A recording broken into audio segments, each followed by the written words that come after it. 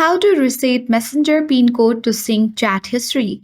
Hi everyone, welcome to our channel. In this tutorial video, I'll show you the quick way to reset Messenger PIN code to sync chat history. Do watch the video till the end and don't forget to subscribe our channel for more tech and tips videos.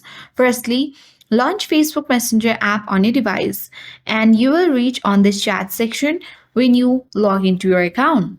Now, in order to reset your Messenger PIN code, tap three-line icon at top left corner of the screen. Select the gear icon at top right corner of the screen. Scroll down. Select Privacy and Safety option. Select End-to-End Encrypted Chats.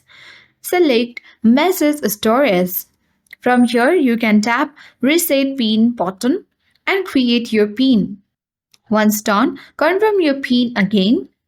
And after that, you can easily reset your Messenger PIN code to sync chat history. So I hope this video was helpful. Thank you for watching and see you in the next video.